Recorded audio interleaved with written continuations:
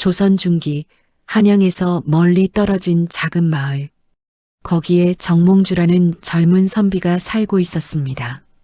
28살의 그는 학식이 뛰어났지만 집안이 가난해 과거에 응시할 기회조차 얻지 못하고 있었습니다. 아들아, 미안하구나. 어미가 무능해서 너를 한양에 보내지 못하고. 어머니가 눈물을 흘리며 말씀하셨습니다. 몽주는 어머니의 손을 잡았습니다. 어머니, 괜찮습니다.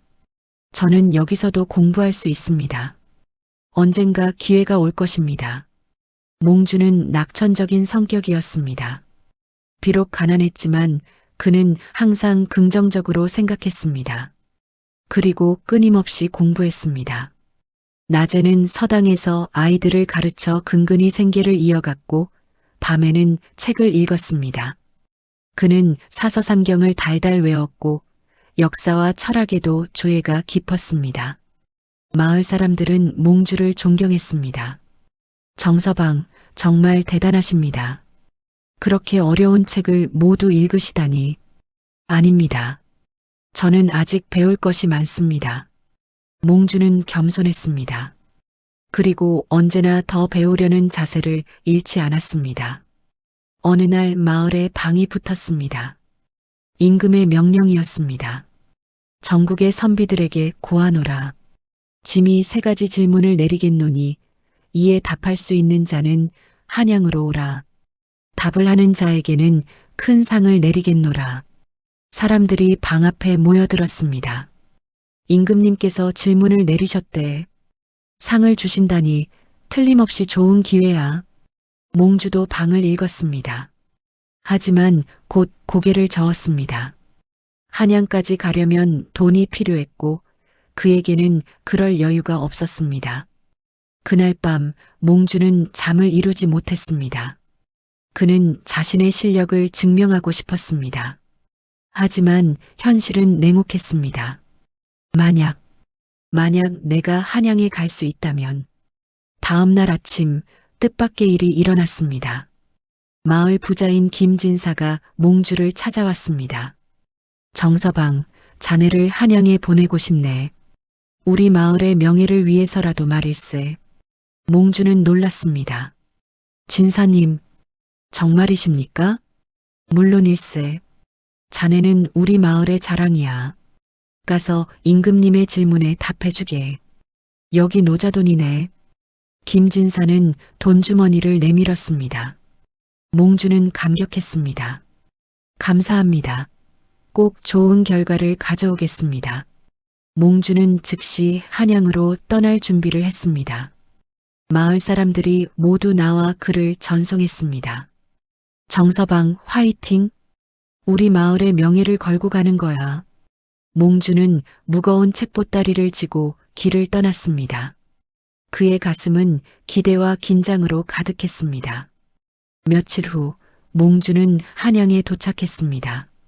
도성은 웅장했고 사람들로 북적였습니다. 몽주는 처음 보는 도성에 압도되었습니다. 여기가 한양이구나. 그는 경복궁으로 향했습니다. 궁궐 앞에는 이미 수많은 선비들이 모여 있었습니다. 모두 임금의 질문에 답하기 위해 온 사람들이었습니다. 저 사람들, 다들 대단해 보이는데. 몽주는 조금 위축되었습니다. 다른 선비들은 모두 화려한 옷을 입고 있었고 당당한 기세를 뿜어내고 있었습니다. 하지만 몽주는 용기를 냈습니다. 나는 학식으로 승부할 것이다. 겉모습은 중요하지 않아. 드디어 궁궐 문이 열렸습니다. 환관이 나와 선비들을 안내했습니다. 임금께서 선비들을 아련하시겠습니다. 들어오시오. 선비들이 줄지어 들어갔습니다. 몽주도 그 뒤를 따랐습니다. 대전에는 임금이 앉아 계셨습니다. 그 위엄에 모든 선비들이 머리를 숙였습니다. 고개를 들라.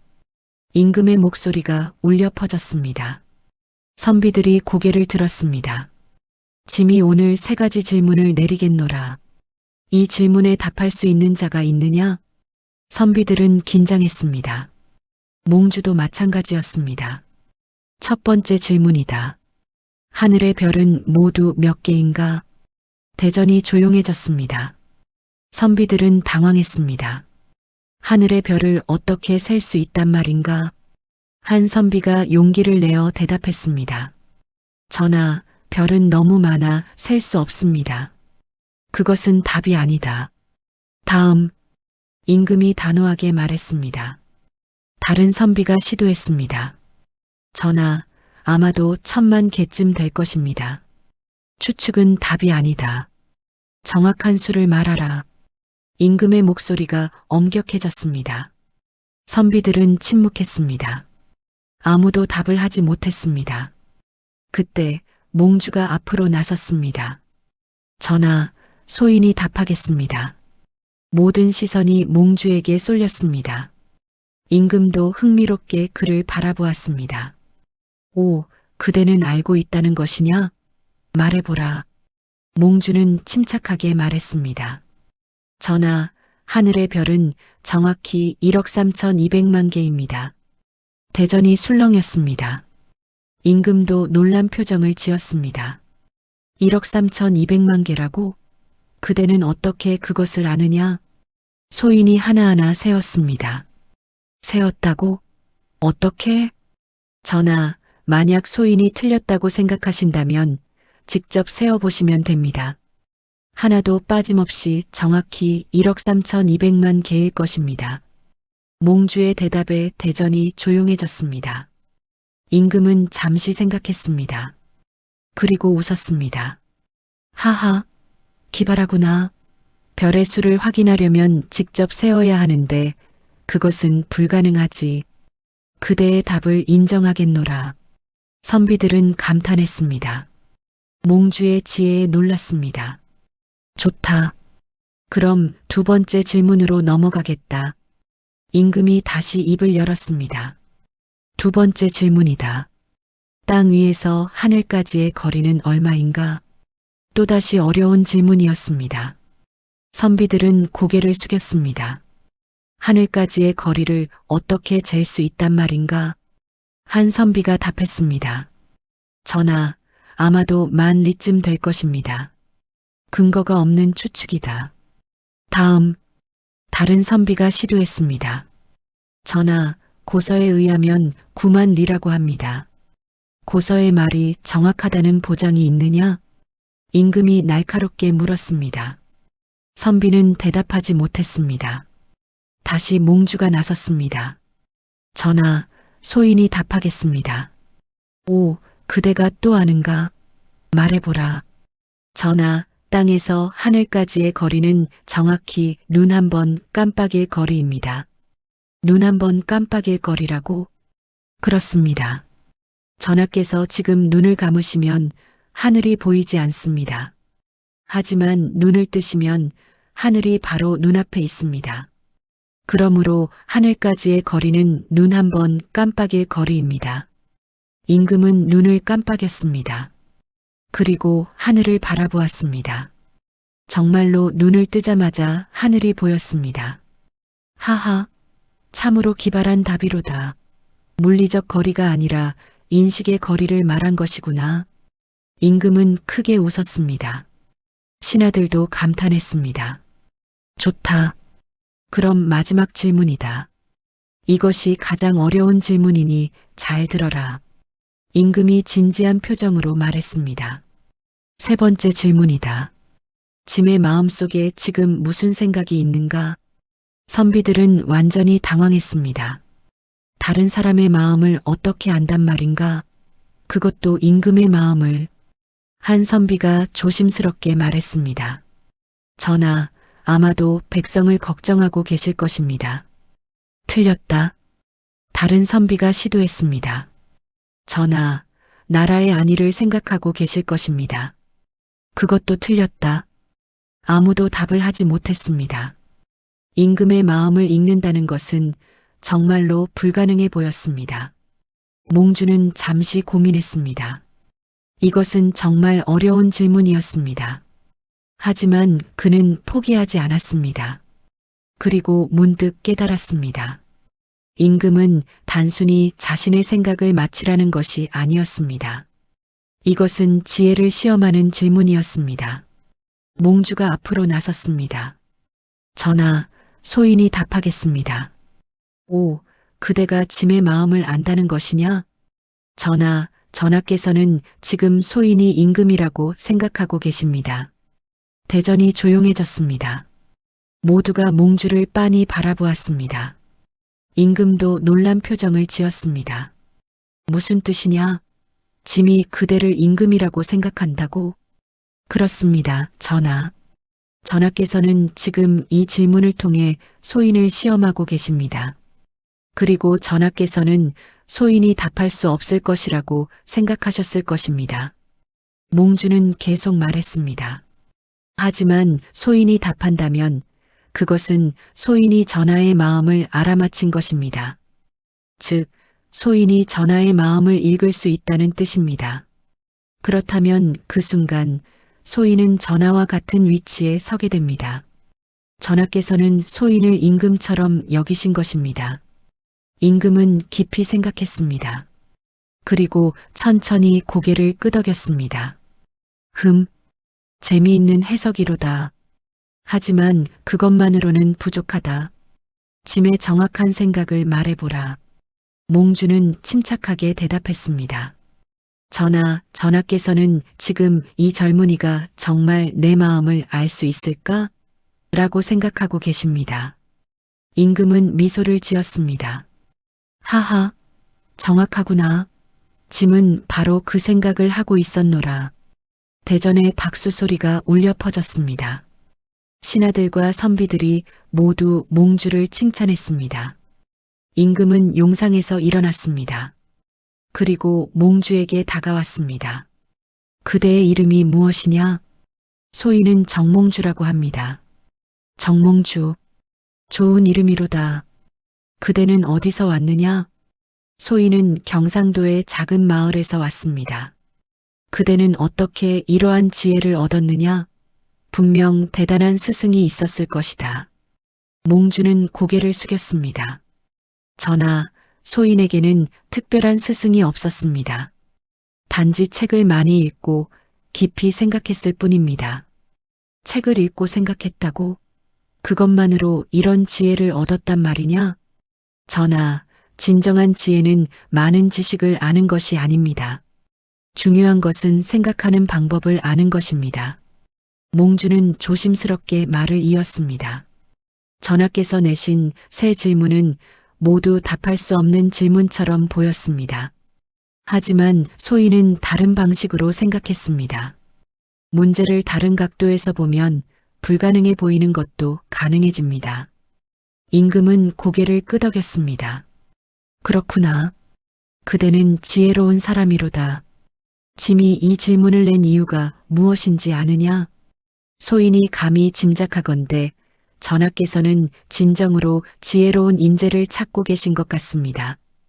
맞다. 짐은 단순히 지식이 많은 사람이 아니라 생각할 줄 아는 사람을 찾고 있었노라. 이 나라에는 지식인은 많지만 진정한 지혜를 가진 사람은 드물다. 임금은 주위를 둘러보았습니다. 이 자리에 있는 선비들을 보라. 모두 책을 많이 읽었을 것이다.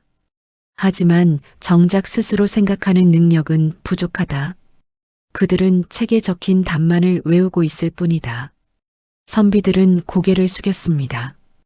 임금의 말이 맞았습니다. 하지만 정몽주, 그대는 다르다.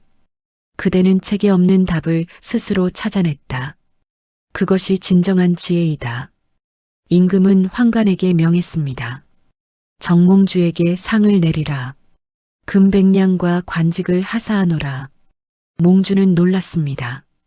전하, 소인에게 과분한 상이 옵니다. 과분하지 않다. 그대는 그만한 가치가 있는 사람이다. 그대는 앞으로 이 나라의 중요한 인재가 될 것이다. 하지만 몽주는 조심스럽게 말했습니다. 전하, 감사합니다. 하지만 소인에게는 부탁이 하나 있습니다. 부탁이라니? 말해보라. 소인의 고향에는 배우고 싶어도 기회가 없는 젊은이들이 많습니다. 부디 그들에게도 배움의 기회를 주시옵소서. 임금은 감동했습니다. 그대는 자신의 성공만을 생각하지 않는구나. 좋다.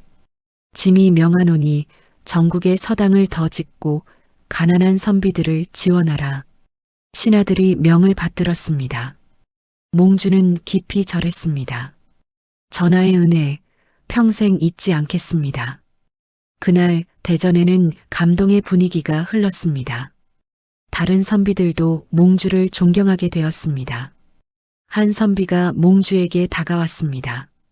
정선비, 정말 대단하십니다. 어떻게 그런 답을 생각해내셨습니까? 몽주는 겸손하게 대답했습니다. 저도 처음에는 막막했습니다. 하지만 포기하지 않고 계속 생각했습니다. 문제를 다른 각도에서 보면 새로운 해답이 보입니다. 배울 점이 많습니다. 앞으로 많이 가르쳐 주십시오. 저야말로 여러분께 배워야 합니다. 우리 함께 공부합시다. 몽주의 겸손한 태도에 모두가 감동했습니다. 몽주는 고향으로 돌아왔습니다. 마을 사람들이 모두 나와 그를 환영했습니다. 정서방, 성공하셨습니다. 우리 마을의 자랑입니다. 김진사도 기뻐했습니다. 정서방, 정말 잘했네. 우리가 자네를 보낸 것이 헛되지 않았어. 몽주는 금백량 중 절반을 마을에 기부했습니다. 이것으로 마을에 서당을 세웁시다. 우리 마을 아이들이 제대로 공부할 수 있도록 말입니다. 마을 사람들은 감격했습니다. 정서방, 정말 고맙습니다. 몽주는 어머니를 만났습니다. 어머니는 눈물을 흘리며 아들을 안았습니다. 몽주야, 내가 이렇게 훌륭하게 되다니. 어미는 정말 자랑스럽구나. 어머니, 이 모든 것은 어머니 덕분입니다. 어머니께서 저를 믿어주셨기에 가능했습니다. 그날 밤 마을에서는 큰 잔치가 열렸습니다. 모두가 몽주의 성공을 축하했습니다. 잔치 도중 한 젊은이가 몽주에게 다가왔습니다. 정선비님, 저도 공부를 하고 싶습니다. 하지만 저는 가난해서. 몽주는 그의 손을 잡았습니다. 걱정하지 마시오. 이제 우리 마을에 서당이 생길 것이오. 그리고 나도 여러분을 가르칠 것이오. 가난은 배움의 장애가 되지 않소. 젊은이의 눈에서 희망의 빛이 났습니다. 감사합니다. 열심히 배우겠습니다. 몽주는 미소 지었습니다. 그는 자신이 받은 기회를 다른 사람들과 나누고 싶었습니다. 며칠 후 몽주는 다시 한양으로 떠났습니다. 임금이 내린 관직을 받기 위해서였습니다. 하지만 그는 약속했습니다. 저는 정기적으로 고향에 돌아올 것입니다. 그리고 여러분을 가르칠 것입니다. 세월이 흘렀습니다. 몽주는 훌륭한 관리가 되었습니다. 그는 항상 백성들을 생각했고 공정하게 일했습니다. 그리고 약속대로 정기적으로 고향에 돌아와 젊은이들을 가르쳤습니다. 그의 제자들 중 많은 이들이 과거에 합격했고 훌륭한 인재가 되었습니다. 몽주의 이야기는 전국에 퍼졌습니다. 사람들은 그의 지혜를 칭송했습니다. 3가지 불가능한 질문에 답한 정몽주. 가난한 선비에서 훌륭한 관리가 된 정몽주. 지혜로운 정몽주. 하지만 몽주 자신은 여전히 겸손했습니다. 저는 특별한 사람이 아닙니다. 단지 포기하지 않고 계속 생각했을 뿐입니다. 어느 날 임금이 다시 몽주를 불렀습니다. 정몽주, 그대에게 물어보고 싶은 것이 있노라. 전하, 무엇이든 물어보십시오. 그대는 3가지 불가능한 질문에 답했노라. 그런데 짐은 궁금하다. 그대에게 진정으로 답할 수 없는 질문이 있겠느냐? 몽주는 잠시 생각했습니다. 그리고 대답했습니다. 전하, 있습니다. 오, 무엇이냐? 소인이 답할 수 없는 질문은 나는 모든 것을 아는가? 입니다. 왜냐하면 진정한 지혜란 자신이 모른다는 것을 아는 것이기 때문입니다. 임금은 크게 웃었습니다. 하하, 역시 정몽주로다. 그대는 진정으로 지혜로운 사람이다. 그날 이후로도 몽주는 계속해서 배우고 가르치고 백성을 위해 일했습니다. 그의 이름은 역사에 길이 남았습니다. 세 가지 불가능한 질문에 답한 지혜로운 선비로 이 이야기는 진정한 지혜의 의미에 대해 가르쳐 줍니다. 정몽주는 가난한 선비였지만 그는 지혜로웠습니다.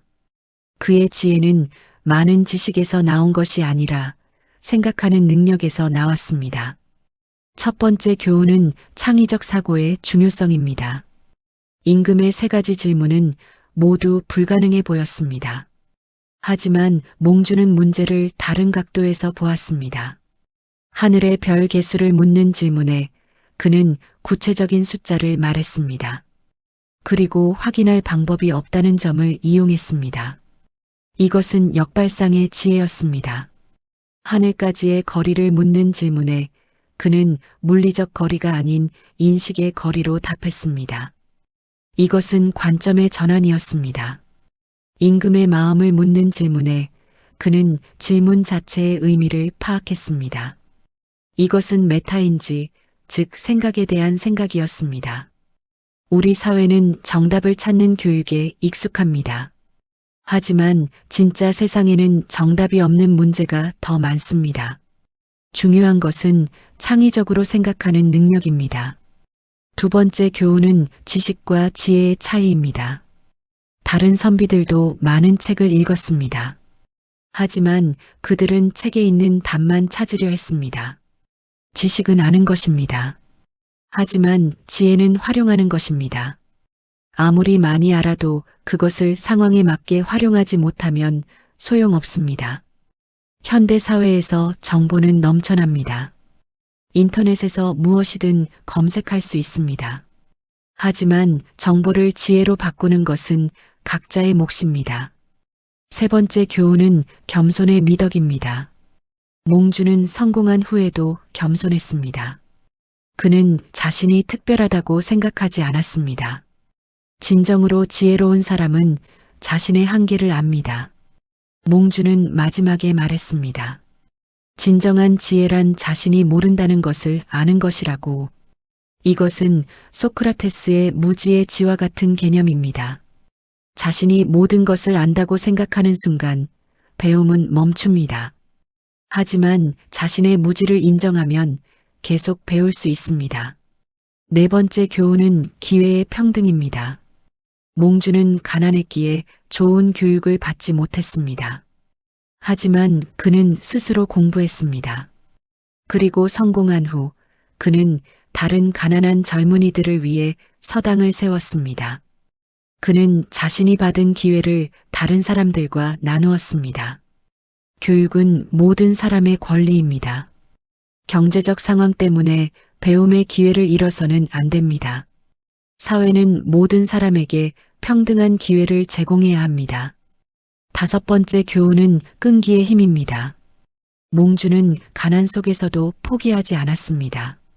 그는 낮에는 일하고 밤에는 공부했습니다. 성공은 하루아침에 이루어지지 않습니다. 그것은 오랜 노력의 결과입니다. 몽주도 수년 동안 공부했기에 그런 지혜를 얻을 수 있었습니다. 현대 사회는 빠른 성공을 원합니다. 하지만 진정한 실력은 시간이 걸립니다. 인내하고 꾸준히 노력해야 합니다. 여섯 번째 교훈은 배려와 나눔입니다. 몽주는 상금의 절반을 마을에 기부했습니다. 그는 자신만 잘 되려 하지 않았습니다. 진정한 성공은 혼자만 잘 사는 것이 아닙니다. 주변 사람들과 함께 잘 사는 것입니다. 몽주는 이것을 알고 있었습니다. 우리도 성공하면 주변을 돌아봐야 합니다. 도움이 필요한 사람들을 도와야 합니다. 그것이 사회를 더 좋게 만드는 길입니다. 일곱 번째 교훈은 문제 해결 능력입니다. 몽주는 불가능해 보이는 문제에 직면했습니다. 하지만 그는 포기하지 않았습니다. 그는 문제를 여러 각도에서 보았습니다. 다른 방식으로 접근했습니다. 그리고 해답을 찾아냈습니다. 인생에는 어려운 문제가 많습니다. 때로는 불가능해 보이는 상황에 처하기도 합니다.